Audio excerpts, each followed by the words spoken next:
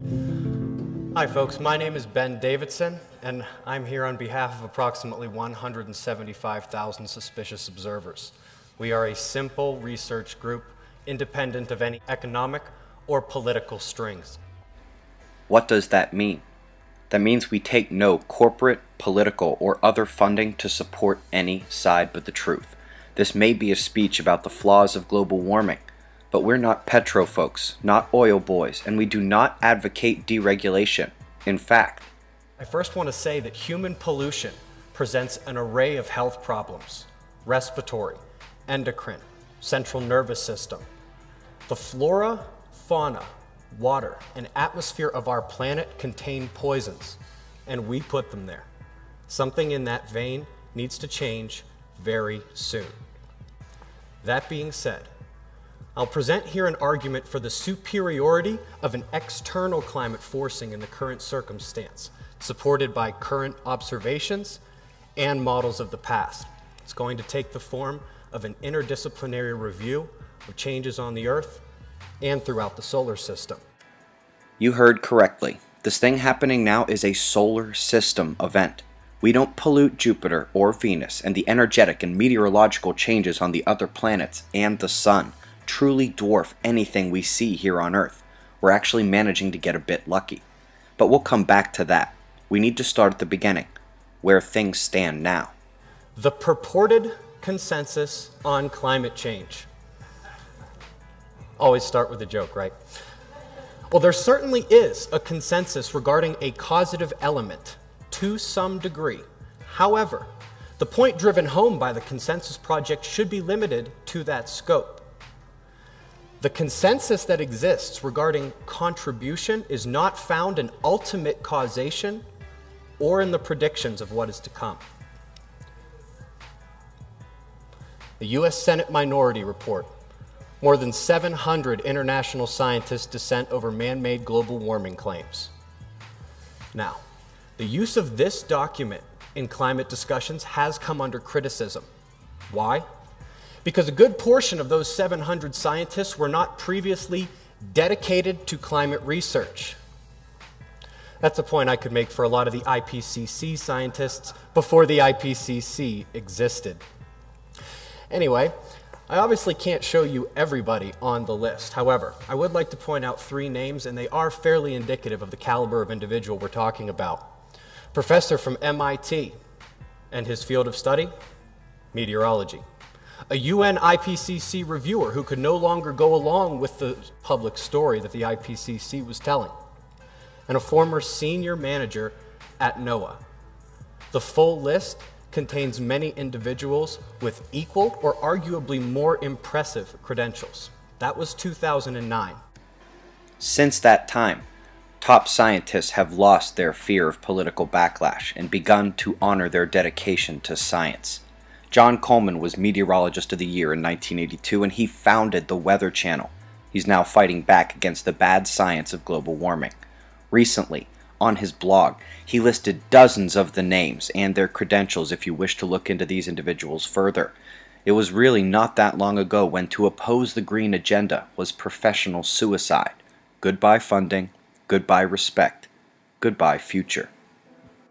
Today, if we keep it to just PhDs, this more than 1,000% increase, and mind you, this is just in the United States. Over on the left side of the screen, Décolleté Zone. Does anybody know what this means? It means the cold sun. Very good. The author, Fritz Vahrenholt, he was considered a green movement pioneer turned heretic, or hero depending on who funds your research. The disagreement began over observational evidence versus computer modeling, that math that Wall talked about a bit ago. Localized, short-term human effects versus regional and secular variation. And all that argument kind of wound up with speculation abated as 20 years of global warming predictions proved vastly overestimated. Now, recently in a separate work, scientists from NASA, Johns Hopkins, and the Hebrew University of Jerusalem published evidence that the Earth may be able to mitigate human emissions in terms of temperature through natural processes that the Earth has a way of maintaining its own balance to a degree. The amount of information that has emerged just since the beginning of 2013 is astounding. Not just about how the Earth works, how it can mitigate us humans, but about what additional complex factors were missing from the models to make global warming an abject failure since the inception of the IPCC, not to mention some basic factors that were somehow left without an invite to the party as well, like massive heat venting on the ocean floor in addition to all the submarine volcanoes.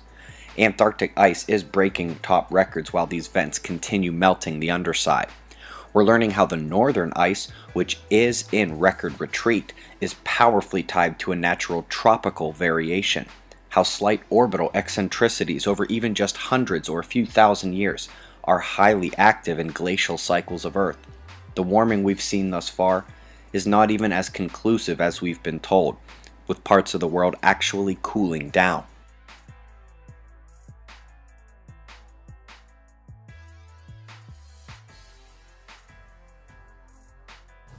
Dr. Christie, University of Alabama, Huntsville, he gave us this chart showing the real-world tropical troposphere temperatures in blue and green going back to the 1970s, and we're comparing it with the dominant CO2 models in red.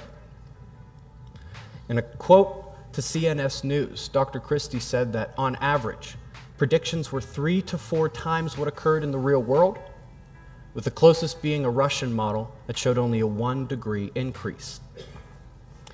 Now, here is where the sun and CO2 meet, courtesy of our friends at climate.gov. We're going to be looking at this a few times, but let's start with just the bottom 2 panels.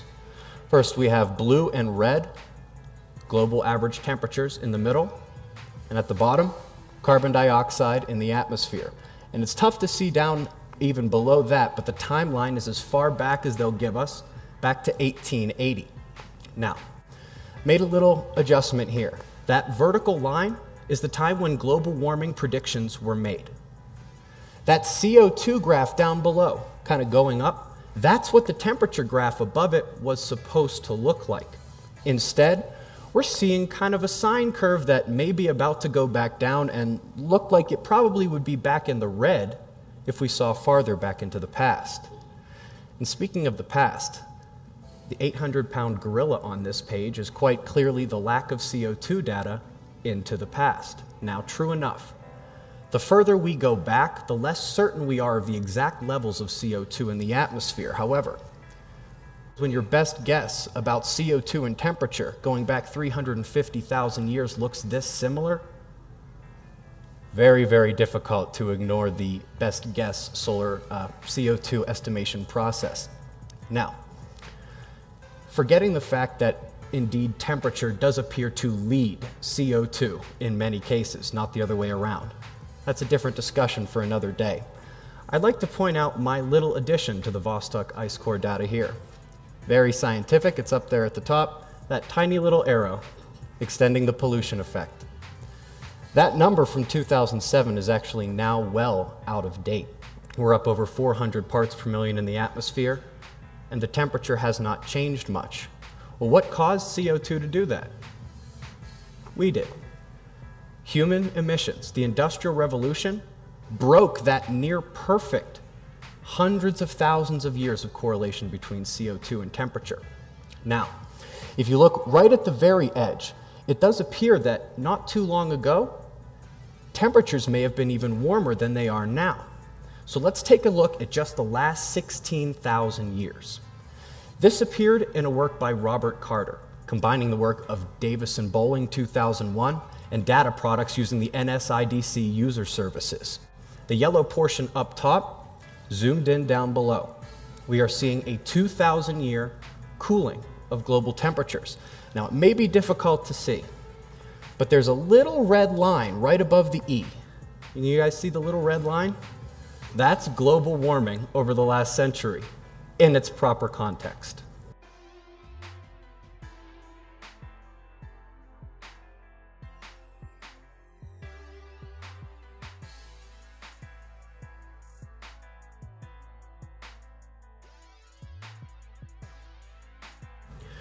Keeping in mind the near perfect correlation that we have through the past between CO2 and temperature, and also keeping in mind that the Industrial Revolution appears to have broken that correlation.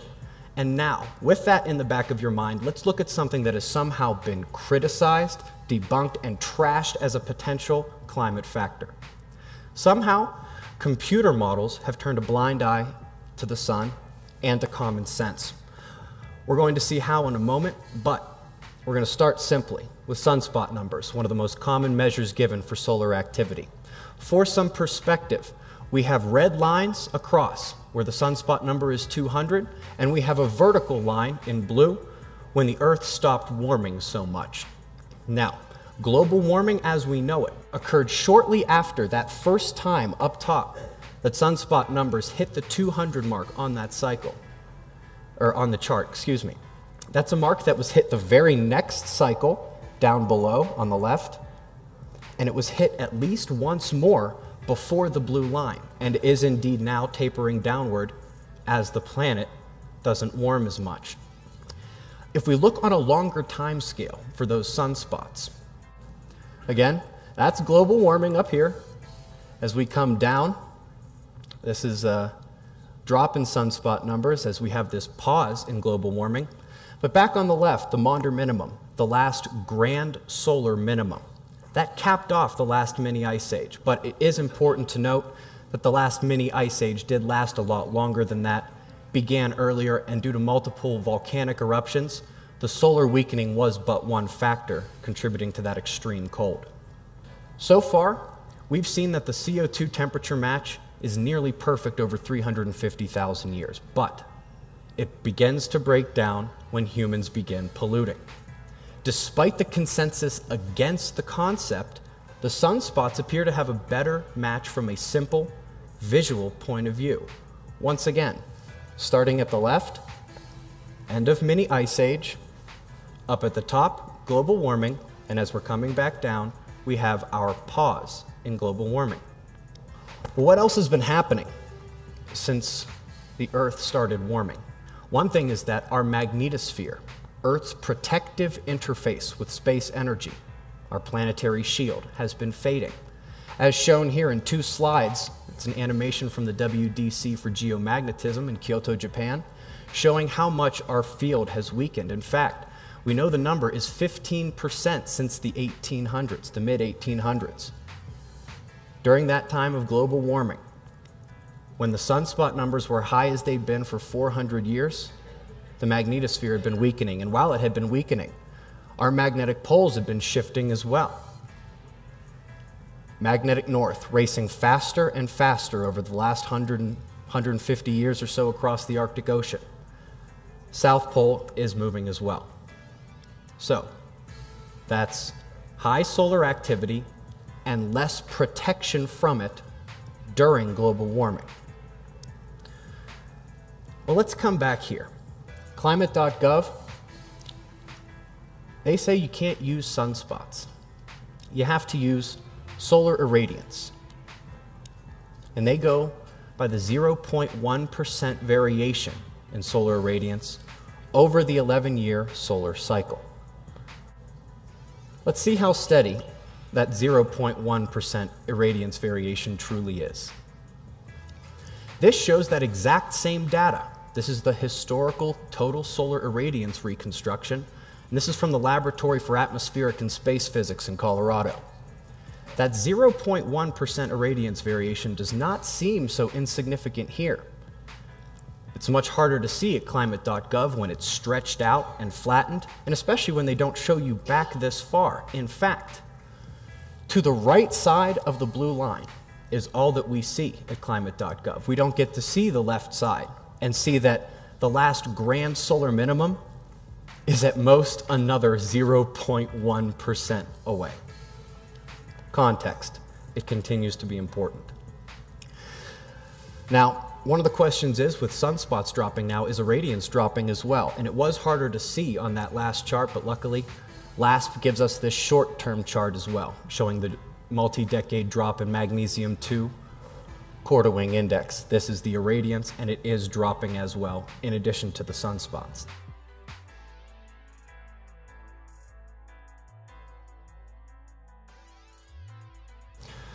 We'll read a quote here. A relatively localized, small amplitude solar influence on the upper atmosphere could have an important effect via the nonlinear evolution on atmospheric dynamics on the critical atmospheric processes. The layman's translation, tiny variations on the sun, big changes here on Earth. Of course, you just saw in the previous slides how tiny variations we're talking about. Well, since this planet stopped warming so much, the sunspot numbers have been decreasing significantly during this pause in global warming. These are all points: the lower heliospheric pressure, smaller solar flares, less geoeffective coronal mass ejections. These were all points at the American Geophysical Union's 2013 fall meeting on the weak sun. But I'd like to talk to you about who agrees with this. Craig DeForest of the American Astronomical Society says the current weakness in sunspots is leading to speculation that the solar cycle could be shutting down for a little bit.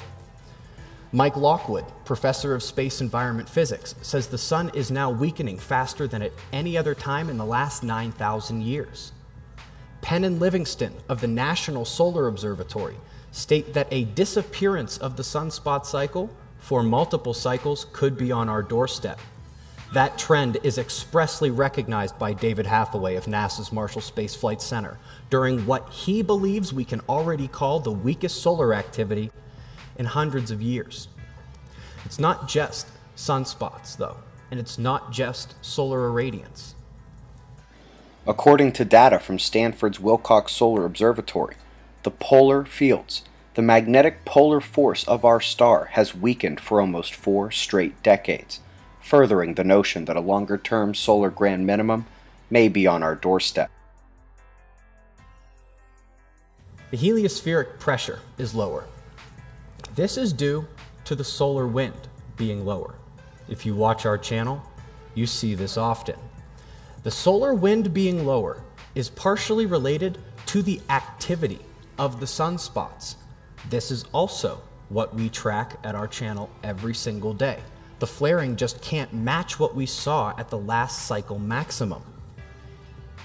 Turns out solar physicists at Lockheed Martin agree. And for those who don't know, those pretty solar images that we saw earlier and the ones that we see in the news every day are processed by the solar physicists at Lockheed Martin, not NASA. They say that it's not just there are fewer sunspots, but they are less active sunspots. Sunspots going down, solar irradiance going down, flaring going down, and solar magnetic power. This is partially what's leading to that speculation that we could be coming upon another grand solar minimum. So when you look at all the different ways that the sun changes, you have to take a look at this notion of a solar constant and realize that it's not only relatively inaccurate, but it fails to capture and characterize the solar input only over any relevant time period whatsoever. Now, we also don't have any kind of chart that can account for the lack of major solar flares, the lack of major geomagnetic storms, the lack of major solar energetic particle events. So how do we judge these things? Well, you have to move past that deceptively influential ultraviolet variation, 0.1%, and you have to go to the extreme ultraviolet variation. In just one moment, for those who are unfamiliar with Dr. Tony Phillips, he is a driving force behind interest and awareness of space weather, including its skyrocketing popularity worldwide. Anyway, this extreme ultraviolet radiation variation, try saying that one 5 times fast. It varies most with strong solar activity. So, the lack of strong solar activity now, as the Earth has paused its warming, leaves us missing the high end of our normal energy spectrum. So the highest solar activity in centuries has subsided with signals of going lower, but will we go as low as some predict? Will we enter that grand minimum? It's a paramount question. And when we get to questions like this, I tend to lean on those who have been right so far, those who have seen this coming. These stars that you see here, they represent the range of predictions regarding the maximum strength of the current solar cycle, with the bottom star being that of Arnab Rai Chowdhury. In late 2013, he and fellow scientists published evidence of a grand minimum solar cycle over the past 1,000 sunspot cycles, or approximately 11,000 years. When they ran their model, the dynamo produced between 24 and 30 grand minima over the time frame, between 366 and 450 years apart, according to their best guess models. Now, their best guess based on observational evidence put them right in the middle, 27 grand minima over the 11,000 years, or about 407 years apart. 4 centuries. Coming back for some more context, remember that's important, it's 2014, so 4 centuries ago it was 1614, and if you can find that on the chart, you can see that we may be due for another one, give or take a few decades. Another quote, "It all points to perhaps another little ice age. It seems likely we're going to enter a period of very low solar activity and could mean we're in for very cold winters." That's pretty bold, especially given this alleged consensus on climate change. Where is Dr. Elliott getting his information? Well, in 2013, there was a conference/teleconference in Colorado headed by NASA scientists. If you didn't hear about it, it's because not a single United States news outlet picked up the story. In fact, there was only one article from the Irish Times. It took Ian Elliott and a couple of the other solar scientists who were privy to that information. They put together the article titled "Sun's Bizarre Activity May Trigger a New Ice Age."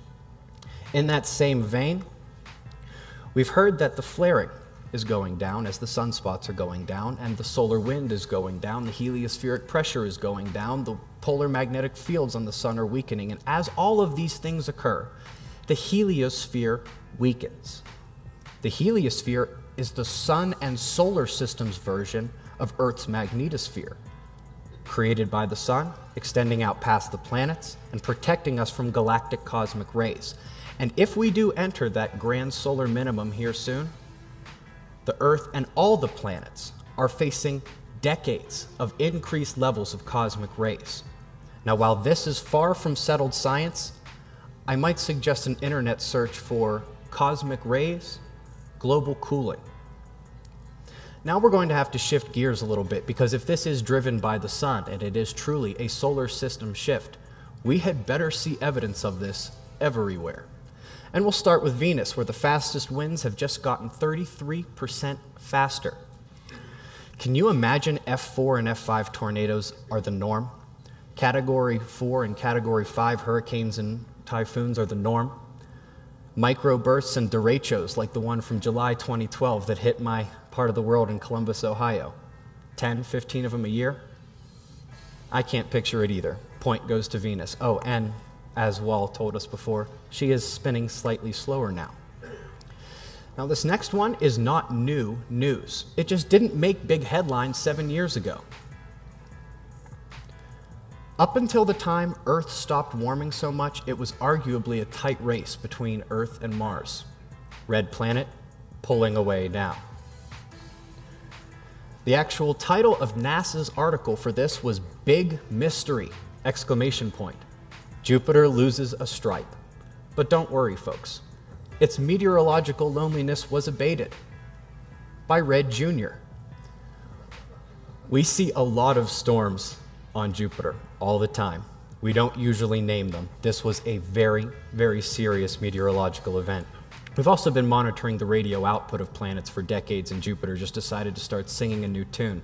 But if we can come back to storms on gas giants for just a moment, we know all about the predictable 30-year Saturn storm. We know when it's coming, we know how long it's supposed to last. At least we thought we did. It just arrived 10 years early, was much stronger than predictions, and far outlasted all expectations. This would be like the strongest hurricane on record hitting the east coast of the United States on January 31st, and staying there at that strength for 50 days. Point goes to Jupiter and Saturn. So, if we can pull this all together so far, one could make the argument that CO2 and temperature are phenomenally correlated on Earth. unless there's some annoying little species here messing with the balance. And if there is an annoying little species here messing with the balance, according to the scientists at NASA, Johns Hopkins, and the Hebrew University of Jerusalem, the Earth may just have a means of mitigating this nuisance anyway. The Sun, much better match for global temperatures over time. The last grand minimum capped off the last mini ice age. Highest solar activity in 400 years during global warming, but it started dropping faster than at any other time in the last 9,000 years. At the same time, the Earth paused its warming. The other planets, they're either proving that climate change is a natural and expected planetary process, or that this shift we're watching now is truly systemic throughout the solar system, leaving only extraplanetary electrical explanations. So, what is happening right now? This is where it gets kind of tricky. The Arctic ice is melting, but at the South Pole they set new high surface ice records almost monthly. One of the coldest winters for many parts of the United States contrasted one of the warmest winters Alaska has ever seen. Parts of South America are genuinely curious as to where their summer went. Most of the rainforest is in drought. Australia is seeing record heat and drought, and parts of Africa are seeing record flooding. Climate extremes of every kind. So that leaves you to ask the question, what's coming next? The planet truly is showing us that we're going to get the kitchen sink. Climate extremes of every kind. And having surveyed just about every argument in this climate change arena, I'm left to put my money on those climate extremes, back and forth, faster and faster, and to greater extremes. First and foremost, but to put me on the spot, force me to choose between one of the extremes as the more likely future that we are going to see here on Earth in the near term, the evidence suggests it's going to be the cold. Whether it's a late frost that destroys states' worth of crops, or whether they're forced to wait months to plant something, if we go into that grand minimum and that pattern begins, it's unlikely to change for decades. Perhaps our current temperature focus requires calibration. Perhaps something is amiss in science. And that notion that something is amiss in science is like second nature to a far larger portion of your professors and publishers than you might imagine. From winning the 2013 Nobel Prize to boycotting major journals. Why? The charge? They obscure the scientific process. They push researchers into popular directions so that they can bolster their own readership and viewership of their own publications. That they have tyrannical publishing rules that restrict the researchers' rights to share their own work. And that they have a host of other issues, including one that has recently led to what is inarguably one of the most embarrassing things in the history of science. A computer program developed at MIT, designed to scour the internet, scholarly articles, and create intelligent-looking papers based on things that looked like they should go together. It just randomly scoured and pulled together what the people who made this computer program themselves called gibberish papers.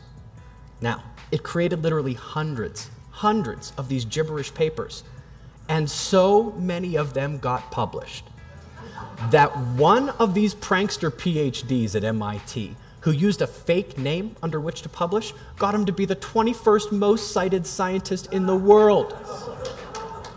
That's 15 better than Albert Einstein. He didn't exist.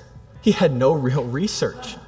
And in fact, that computer program was so far from being ultimately sophisticated that when those prankster PhDs at MIT took a look at what their computers had given them, they said, "This is too unbelievable. This is never going to work. We have to rewrite almost every single abstract."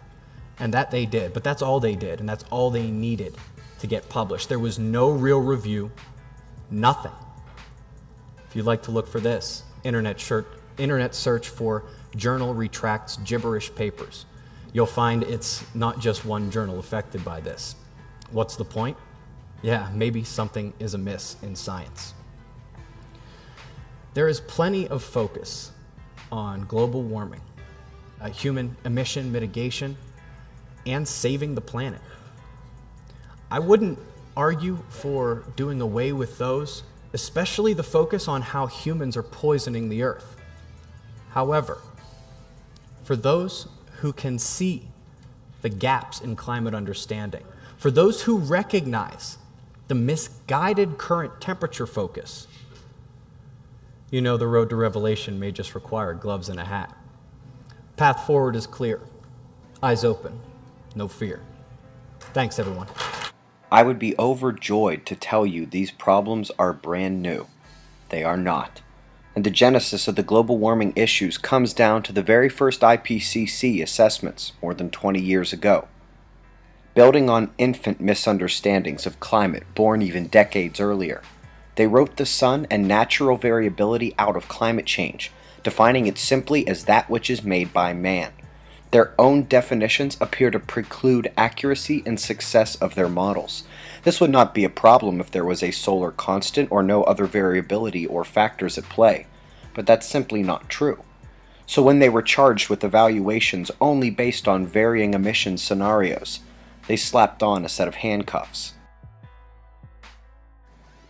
If you were to read the entire 2013 World Meteorological Organization's status of the global climate, you would find the word solar included only once, in an insignificant way. Nothing about the sun, nothing about cosmic rays, nothing about irradiance or ultraviolet. Then again, perhaps they just wanted to stick to that man-made definition of climate change. We didn't even mention nuclear testing. Do you know how many of these were set off during the time immediately preceding the greatest global warming? Well, what are the remaining arguments? What comments can you see made against this video? The first would be that oil connection line, which I'm so sick of hearing that I made sure you heard twice that we are independent, not for sale. What this video is the explanation for why 20 years of predictions have failed and how we might move forward to better predict climate change. One thing you might hear is that we should still be making changes to the way we pollute, even without ultimate causation. Granted, I couldn't agree more and stated so in the video. Someone will comment that all the models of the scientists agree, which is actually only true for the ones whose research is paid for by the green agenda, and they've been agreeingly wrong for 2 decades. The entire point is that every one of those models was pathetically incorrect. After the oil blame and the realization that observational evidence thrashed all those old models, were left with only the argument that, well, this isn't even a debate anymore. The science is settled and it is what it is. Well, they can say the science is settled all they want, but they can't stop the planet from cooling or the world's top scientists from losing their fear and speaking the truth. Settled science. Let me talk to you about some other things that became unsettled recently.